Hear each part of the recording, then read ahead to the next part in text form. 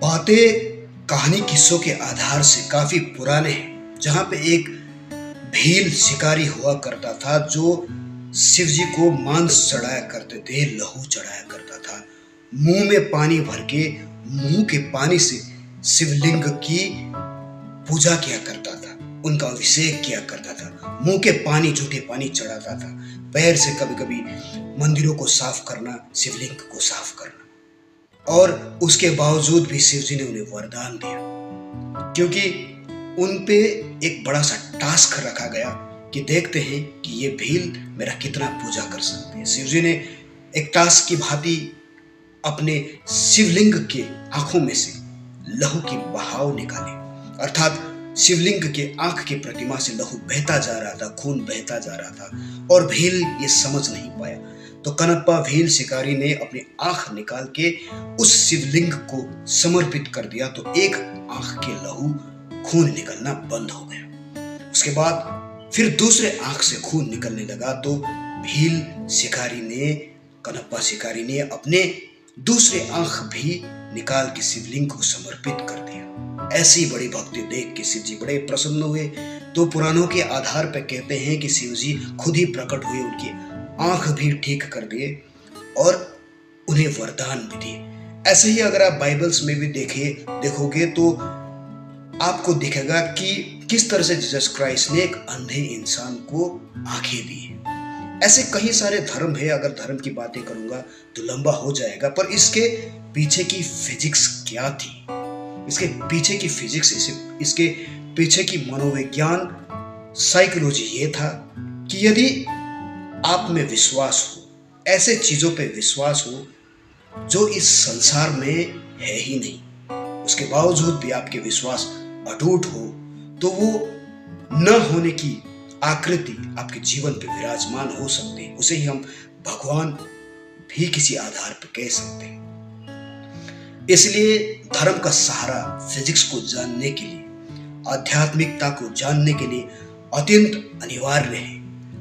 आज मैं mister P आज आध्यात्मिकता का, फिजिक्स का और धर्म के सहारे से इन दोनों के अस्तित्व का एक बहुत बड़ा एपिसोड आपके सामने प्रस्तुत करने जा रहा हूं, भाग प्रस्तुत करने जा रहा हूं, जिसे मैं क्वांटम फिजिक्स के आधार पर आपको समझाऊंगा कि वास्तविकता में क्या था, क्या है और क्यों है, और उस क्यों के पीछे में आध्यात्मिकता, फिजिक्स क्या है, और हम ईश्वर, भगवान, अल्लाह, गॉड या जो भी हम मानते हैं धर्म के सहारे से उसे कैसे समझ सकते हैं, क्या सही है, क्या गलत है, एक एडवांस स्पिरिचुअलिटी के आधार पे। ऐसे कई सारे धारणाएं हैं, बातें हैं जिसे फिजिक्स समझ नहीं सकता है, पर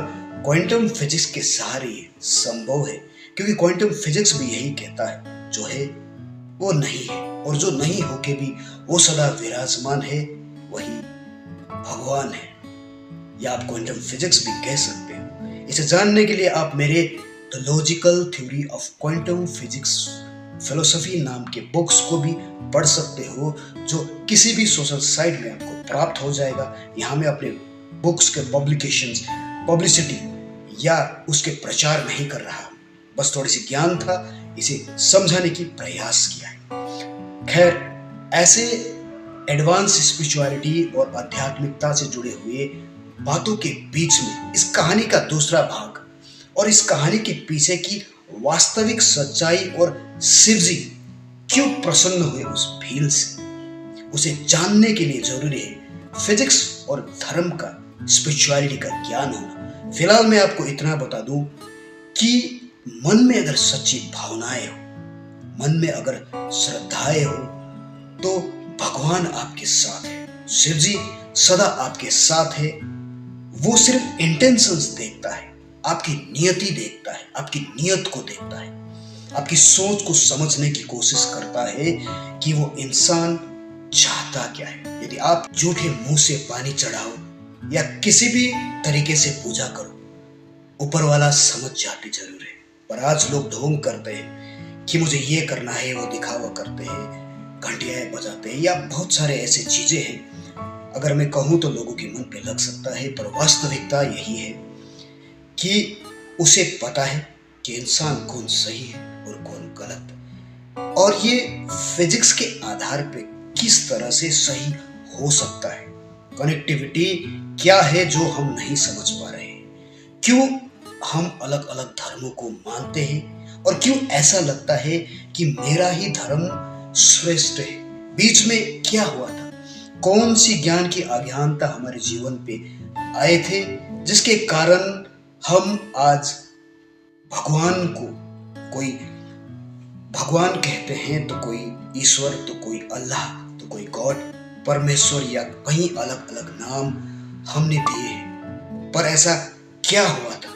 इस भील के दूसरे कहानी और जीसस क्राइस्ट ने कैसे इंसान की आंखों को ठीक किया, इन दोनों कहानियों के बीच की कनेक्टिविटी फिजिक्स के आधार पर समझना बहुत जरूरी है, तभी संतुष्टि आपको समझ में आ सकता है। फिलहाल इतना ही कह सकता हूं, मन में अगर सच्ची श्रद्धा हो तो टेंशन लेने की जरूरत नहीं है। किसी भी अवस्था में भगवान को मानिए, समझिए और दिल से उन्हें पुकारिए तो वो सदा विराजमान रहेंगे। सोचेगा जरूर। धन्यवाद।